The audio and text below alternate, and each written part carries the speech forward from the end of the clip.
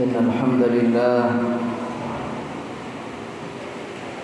نحمده ونستعينه ونستغفره ونعوذ به من شرور أنفسنا ومن سيئات أعمالنا من يهده الله فلا مضل له ومن يضلل فلا هادي له أشهد أن لا إله إلا الله وحده لا شريك له وأشهد أن محمدا عبده ورسوله أدى الأمانة وبلغ الرسالة ونصح الأمة وجاهد في الله حق جهاده حتى تركنا على المحجة البيضاء ليلها كنهارها لا يزيغ عنها إلا هالك.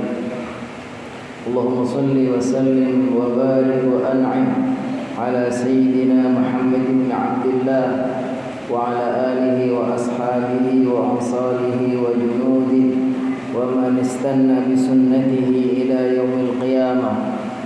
أما بعد فيا عباد الله أوصي نفسي وإياكم بتقوى الله وطاعته لعلكم ترحمون. يقول الله تعالى في كتابه الكريم وهو أصدق القائلين: يا أيها الناس اتقوا ربكم الذي خلقكم من نفس واحدة وخلق منها زوجها وبث منهما رجالا كثيرا ونساء واتقوا الله الذي تساءلون به والأرحام إن الله كان عليكم رقيبا. ويقول في آية أخرى: الذين آمنوا وهاجروا وجاهدوا في سبيل الله بأموالهم وأنفسهم أعظم درجة عند الله وأولئك هم الفائزون. ويقول رسول الله صلى الله عليه وسلم: المسلم من سلم المسلمون من لسانه ويده والمهاجر من هاجر ما نهى الله عنه. صدق الله وصدق رسوله النبي الكريم. Kaum muslimin jamaah salat Jumat hamba-hamba Allah, mudah-mudahan Allah senantiasa memuliakan, meridhai dan mengampuni kita semua. Marilah sama-sama kita memanjatkan pujian dan syukur kehadirat Allah Subhanahu wa taala atas limpahan nikmat dan karunia kepada kita. Di antaranya pada siang penuh berkah ini kembali kita semua Allah mudahkan untuk bersama-sama bergegas menyambut seruan Allah Subhanahu wa taala, bersama-sama menunaikan ibadah Jumat pada siang hari ini. Marilah bermohon kepada Allah kiranya Allah Subhanahu wa taala berkenan menerima taqarrub kita, niat kita, langkah kita, hadir kita di dalam Jumat ini, insyaallah kiranya menjadi amal saleh yang dengannya Allah Subhanahu wa taala ampuni dosa-dosa kita, Allah tinggikan derajat kita, dan Allah catat di dalam lembaran-lembaran amal saleh kita. Hadratul mukarramin jamaah salat Jumat yang dirahmati Allah. Hari ini kita telah memasuki Jumat yang ketiga tahun baru Hijriah. Ini mengingatkan kita akan terus berlalunya waktu, mengingatkan kita akan terus berkurangnya jatah umur kita. Kalau dulu kita tahun 1444, sekarang sudah menjadi 1445. Artinya jatah umur kita sudah berkurang 1 tahun lagi. Perjalanan kita menuju Allah, menuju kematian semakin dekat. Allah Subhanahu wa taala menyatakan dalam Al-Qur'an: Ya ayyuhan nas innaka kadihun ila rabbika kadhan famulaq. Ya ayyuhal insan innaka kadihun ila rabbika kadhan famulaq. Wahai manusia, kamu semua sedang menempuh berjalan menuju Allah Subhanahu wa taala. Ada saat yang pasti kau akan berjumpa. Tahun baru Hijriah ini juga mengingatkan kita akan satu peristiwa yang sangat penting dalam sejarah Islam. Peristiwa yang penuh dengan makna perjuangan. Peristiwa yang syarat dengan pesan-pesan heroik yang menjadi tonggak kemenangan dakwah Islam, yang menjadi tonggak kebangkitan dan kejayaan umat Islam. Sejarah mencatat ketika Rasulullah SAW diangkat menjadi nabi di Makkah bersama para sahabat yang sudah masuk Islam, berjuang mengamalkan Islam, mengamalkan dakwah selama 13 tahun. Begitu berat tantangan dan ujian cobaan di Mekah saat itu, begitu berat. Bukan hanya berat untuk mengamalkan syariat Islam dan ajaran-ajaran Islam lainnya, tetapi sudah sampai tingkat mereka itu terzalimi, dizalimi, disiksa, diperlakukan tidak adil, bahkan sudah sampai terancam jiwanya. Bagaimana ketika Bilal bin Rabah menyatakan masuk Islam, lalu disiksa, diikat tangannya, diikat kakinya, diseret di padang pasir yang panas, diminta untuk kembali ke agama nenek moyang mereka, ke agama jahiliyah. Tapi dia mengatakan Allahu Ahad, Ahadul Ahad. Dia tetap komitmen kepada agama yang dia pilih.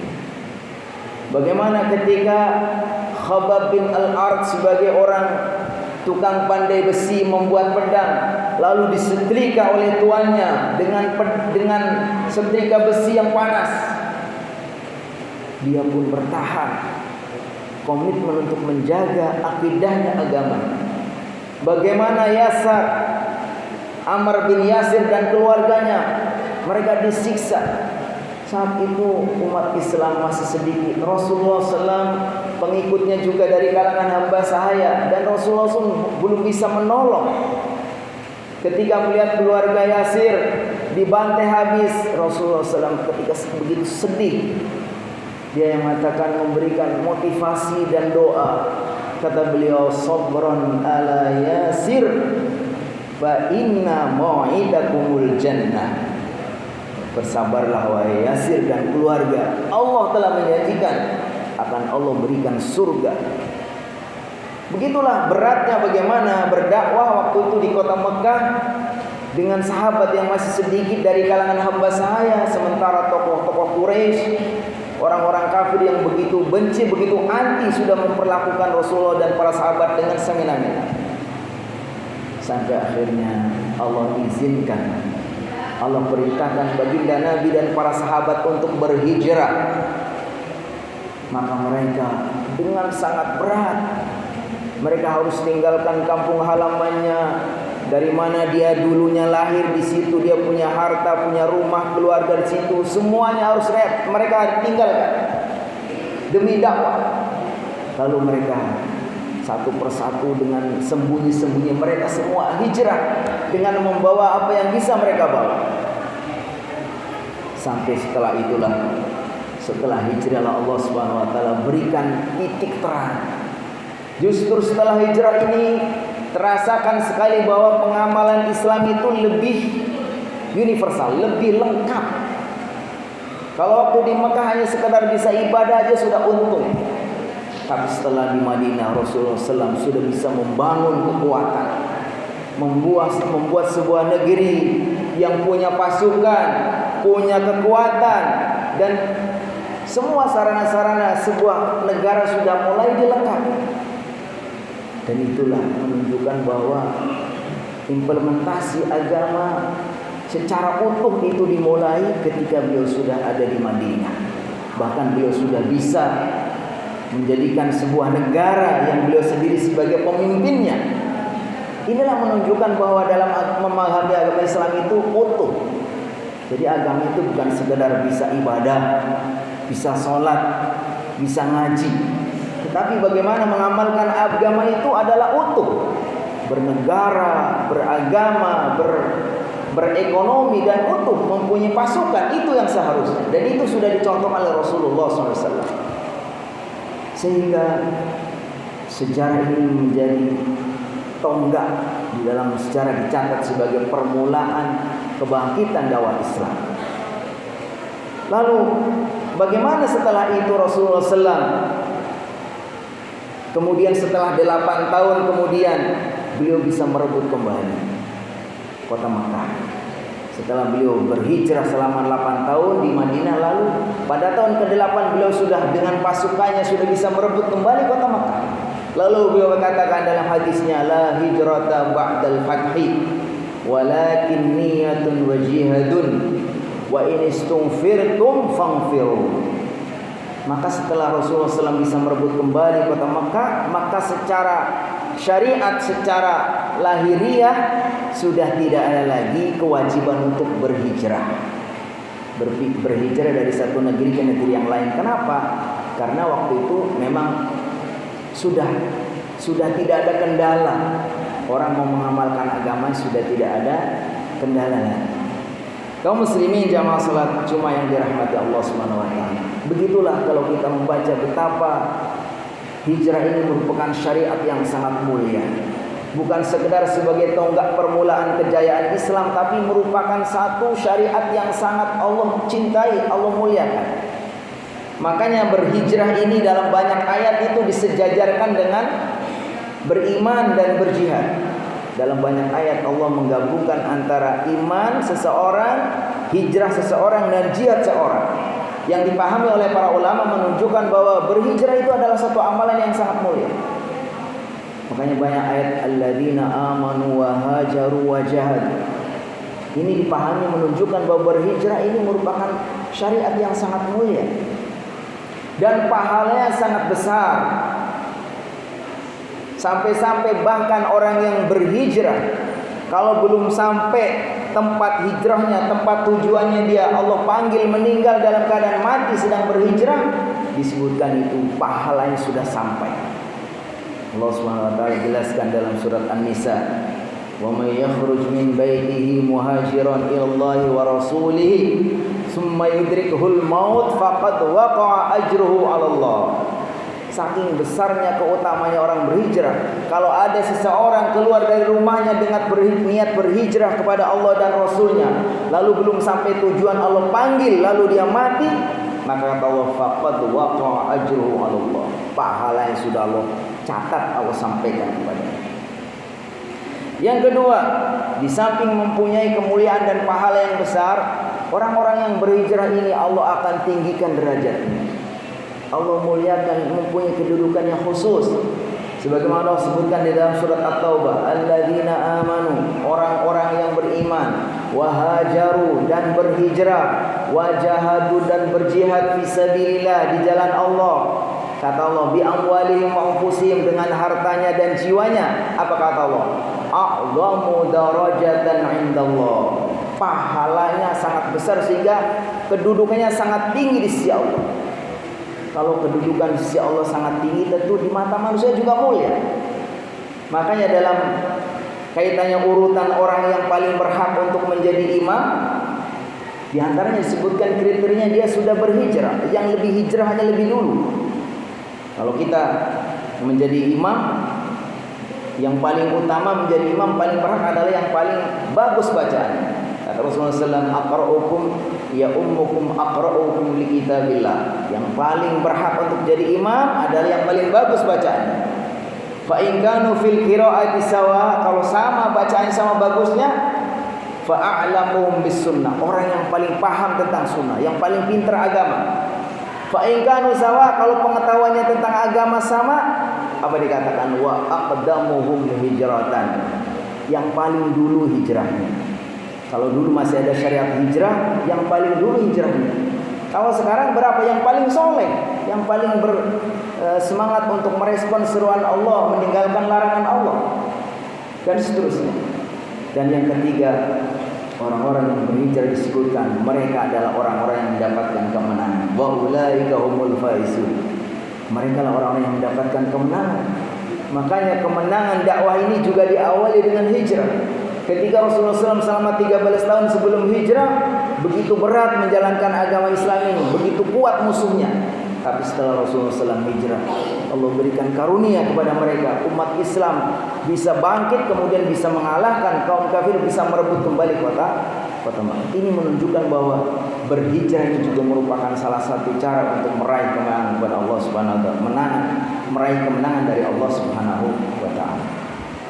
Kaum muslimin jamaah salat Jumat yang dirahmati Allah. Lalu apakah kita masih ada kesempatan untuk berhijrah sehingga kita bisa mendapatkan keutamaan hijrah? Hijrah secara makani, para ulama membagi hijrah itu ada dua. Ada hijrah makani, hijrah secara tempat. Intiqalul muslim atau intiqalul jasad war ruh min biladil kufri ila biladil Islam. Perpindahan seseorang secara jasmani dan rohani dari negeri kafir ke negeri muslim mungkin sudah tidak ada. Karena hampir-hampir kita ya tidak ada kesulitan kita di Indonesia mau beribadah, silakan. Tapi ketika ada kondisi yang memang diperintahkan kita harus hijrah, kata Rasulullah SAW, fa idza stumfirtum fanfiru. Tapi secara umum kita hijrah secara lahiriah mungkin sudah selesai. Tapi kita masih bisa mendapatkan keutamaan dan pahala hijrah. Dengan apa? Dengan hijrah maknawi. Hijrah maknawi itu akan berlaku sampai kapanpun. Karena hijrah maknawi itu adalah berpindah dari satu kondisi yang buruk kepada kondisi yang lebih baik. Makanya Rasulullah SAW dalam hadis mengatakan al-muslim man salimal muslimuna min lisanihi wa yadihi. Seorang muslim yang sebenarnya itu adalah orang yang apabila orang muslim yang lain tidak terganggu oleh perbuatannya, oleh tangannya dan kata-katanya. Ini menggambarkan betapa kita jangan mudah-mudah ngaku sebagai muslim yang baik kalau perbuatan kita, mulut kita masih belum bisa ya, masih suka mengganggu, menyusahkan orang. Kata Rasulullah SAW, man salimal muslimuna min lisanihi wa yadihi wal muhajir. Sedangkan orang yang berhijrah yang sebenarnya, kata Rasulullah SAW, man hajara ma nahallahu anhu, yaitu orang yang berusaha untuk meninggalkan apa-apa yang Allah larang.